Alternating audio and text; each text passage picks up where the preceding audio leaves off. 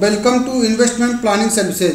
नावी mutual fund ने Nifty 500 multi cap 50 25 25 fund करके नया इन्फो लॉन्च किया है। तो बेसिकली मल्टी कैप कैटेगरी का फंड रहेगा।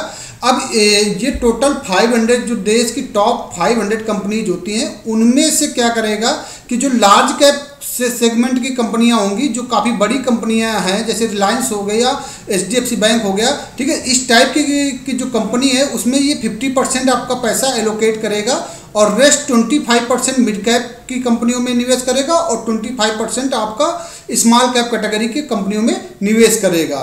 तो ये एक अच्छी कैटेगरी का एक म्यूचुअल फंड है, एक टाइप का बढ़िया मल्टी कैप फंड है जिसमें 50% लार्ज कैप है, 25 मिड कैप है और 25 स्मॉल कैप अवेलेबल है। ये एक ओपन एंडेड सेक्टर फंड रहेगा। ओनली ग्रोथ ऑप्शन यहाँ पे अवेलेबल है, बाकी IDCW और IDCW री इन्वेस्टमेंट ऑप्शन अवेलेबल नहीं है। वैसे भी हमको ग्रोथ ऑप्शन से ही मतलब है। ये इन्फो 18 जुलाई को ओपन हो गया था, ठीक है, और ये इन्फो 30 जुलाई 2024 को क्लोज होगा। तो आपके पास अभी भी इन्वेस्टमेंट करने के लिए 7-8 दिन का समय अवेलेबल है। मिनिमम SIP और लमसम सिर्फ 10 रुपये से कर सकते हो। तो ये ओनली म्यूचुअल फंड है जो कि अपने इन्वेस्टर को 10 रुपये से निवेश करने का ऑप्शन देता है।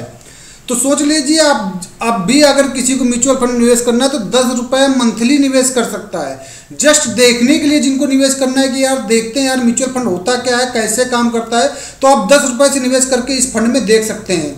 एग्जिट लोड नहीं रहेगा, कोई भी यहाँ पे चार्जेज अप्लीकेबल नहीं रहेगा। NAV जो रहेगा उसका 10 रुपये से रहेगा। तो आपको पता है कोई भी नया म्यूचुअल फंड होता है तो उस वक्त जो NAV का फेस वैल्यू होता है 10 रुपये होता है। तो अगर आप 10 रुपये लगाएंगे, 10 रुपये के हिसाब से आपको 1 यूनिट अलाट हो जाएगा, ठीक है। यही 1 यूनिट का प्राइस जितना बढ़ता जाएगा आपको प्रॉफिट रहता रहेगा। वेरी हाई रिस्क कैटेगरी का फंड रहेगा। बात करते हैं टैक्सेशन के, तो long term capital gain tax जो 1 साल से ज़्यादा रखते हैं तो 1 लाख तक का जो अमाउंट रहेगा वो टैक्स फ्री रहेगा। रेस्ट अमाउंट पे आपको 10% का टैक्स देना पड़ेगा। तो अगर 1 लाख का प्रॉफिट पे बैठे हैं तो आपको 1 लाख के तक के टैक्स के मतलब प्रॉफिट पे कोई भी टैक्स नहीं देना पड़ेगा। बाकी कल जो बजट आएगा तो और क्लियर हो जाएगा। और वही अगर आप 1 साल से पहले बेचते हो तो जो भी प्रॉफिट होगा उसमें 15% का short term capital gain tax आपको देना पड़ेगा। इस फंड में निवेश करने के लिए आपको टाइम होराइजन 7 साल या उससे ज़्यादा का रखना पड़ेगा, तभी जाके आपको अच्छा खासा यहाँ पे रिटर्न बनता हुआ नजर आएगा। सिमिलर मल्टी कैप फंड की बात करते हैं तो जैसे निप्पॉन इंडिया मल्टी कैप हो गया, टाटा मल्टी कैप हो गया, ICICI मल्टी कैप हो गया, बड़ौदा BNP मल्टी कैप हो गया। तो निप्पॉन इंडिया ने 1 साल में 34% रिटर्न दिया है, 3 साल में लगभग 33% रिटर्न दिया है, 5 साल में लगभग 19% रिटर्न दिया है, 7 साल पे 18% रिटर्न दिया है।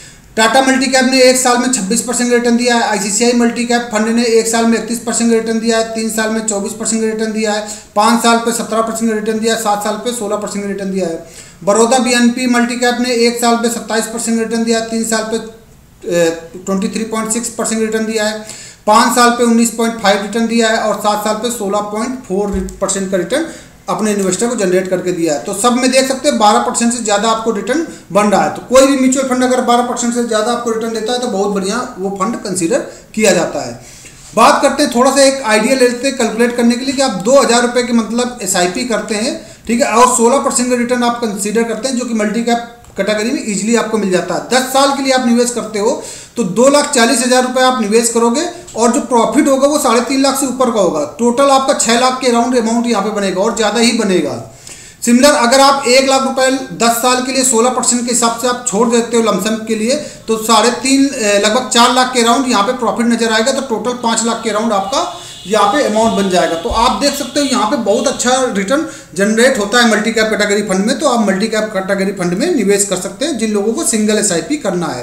बाकी ज़्यादा जानकारी के लिए आप मुझे इस नंबर पे कांटेक्ट कर सकते हैं।